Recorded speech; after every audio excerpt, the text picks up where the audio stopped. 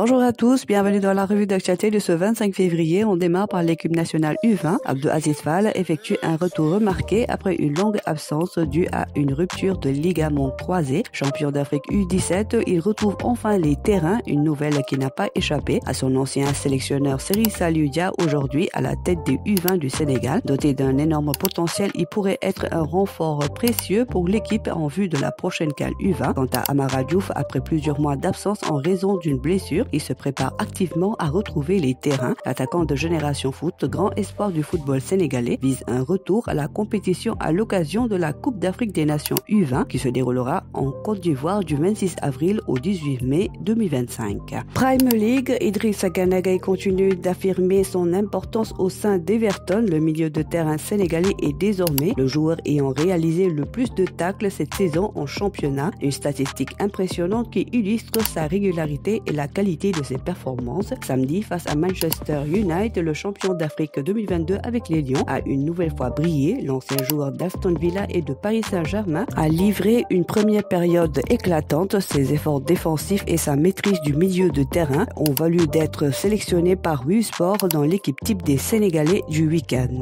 Lambe pour finir, le CNG a tranché sur l'affaire de la bagarre d'avant-combat entre Franc et Ama Baldé. Les deux lutteurs ont ainsi été suspendus par la commission règlement et discipline du CNG. Ce dernier a rendu ce lundi son verdict après l'épisode de la bagarre lors du face-to-face d'avant-combat à la 2S TV. François-Émile Gomis dit Franc a écopé d'une suspension de 3 mois dont 1 mois ferme, alors que son adversaire Ama Baldé a été suspendu jusqu'à comparution avec confiscation de son reliquat. Quant à Sorboundo qui avait tenté de donner un coup à Franc, il sera éloigné de l'arène pour 6 mois. Il écope ainsi de la même peine que Jacob Baldé qui avait été déjà entendu par le CNG.